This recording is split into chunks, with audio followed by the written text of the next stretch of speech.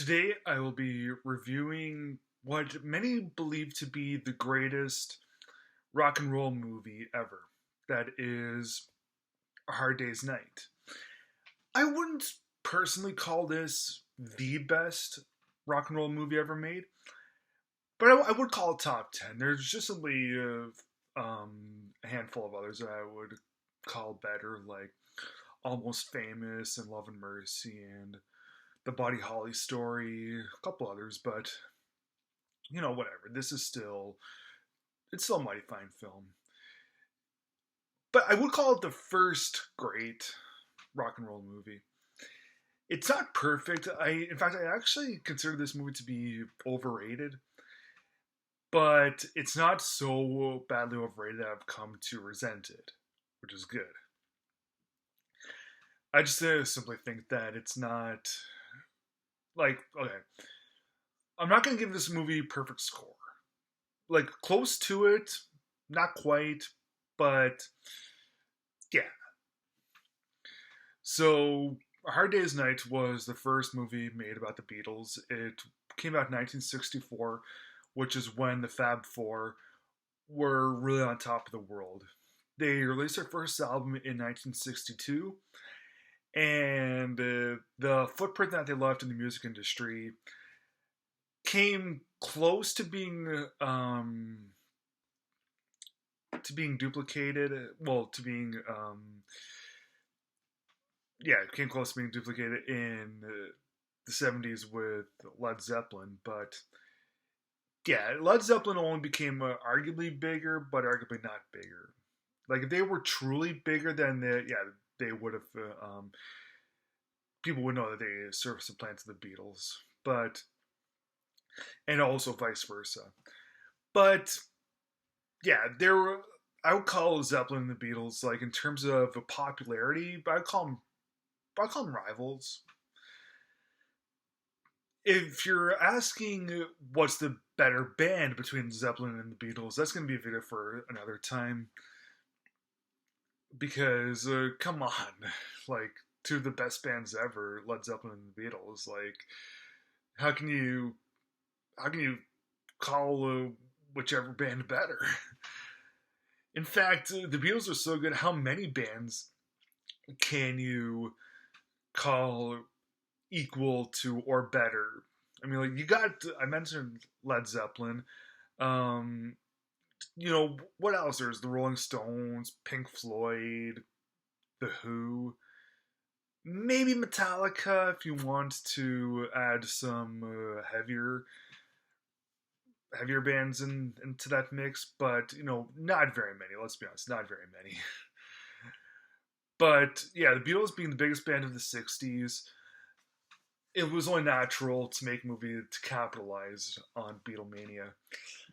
And of course, back in the '60s, a lot of old timers, the same people that hated Elvis, weren't liking the Fab Four either. But surprisingly, when this movie came out, although all their other biggest haters came to like the movie, it was a huge shock to the system that all these people that hated the Beatles and hated Elvis thought that the movie was actually very witty and well done. Now, it's really it's just really cool the way that Fate has it.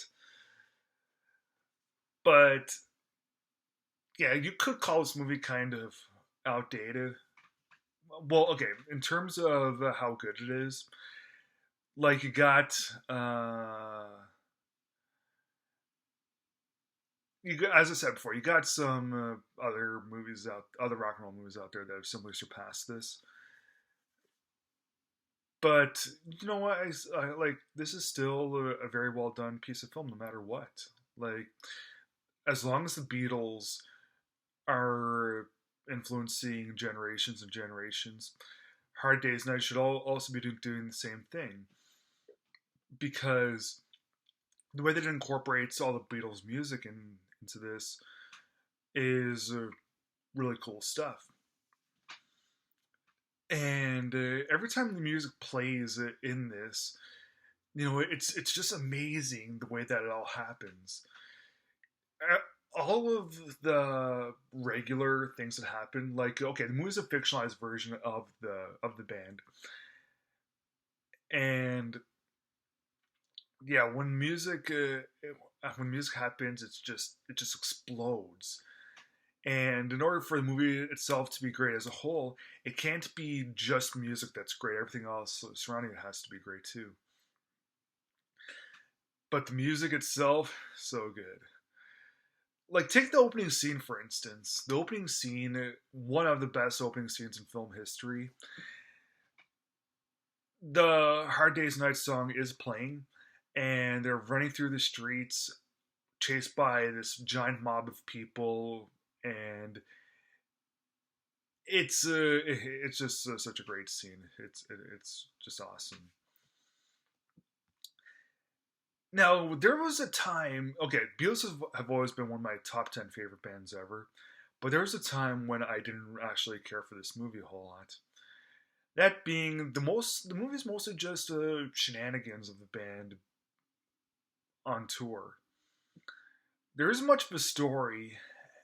It's just us getting to know the band, like getting to know each member of the band without there being a strong story to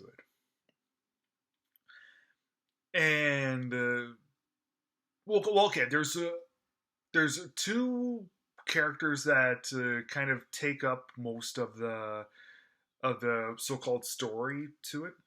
Those are Paul's grandfather and Ringo, having a bit of an inferiority complex because he's short, he's the ugliest one of the group. Yeah. But when you really look at the film and you don't really pay attention, well, not pay attention to it, but when you look at each character themselves, almost all of them are developed really, really well. The only one that I really wish was they took more time to flesh out was George. He's really the only missing link in the film. I mean, like, okay, he plays an intellect in the film, but he has he has less time than the other three guys of the Fab Four.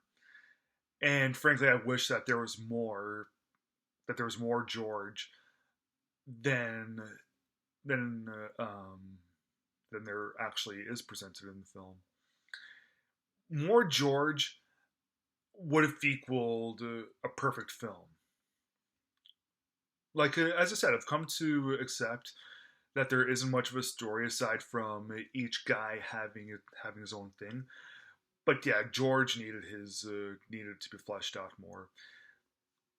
So each guy, almost the star of their own film, tangle through a couple of days where they must deal with their own problems, and all is done in their pretty clever, witty ways, and it's pretty fun and enjoyable. So yeah, the Hard Day's Night, it is a mighty fine film. The only flaw that I thought cost this film a perfect score being the fact that there isn't enough development on George Harrison's behalf. Other than that, it's a great film. So I'm going to give it 3.5 stars out of 4.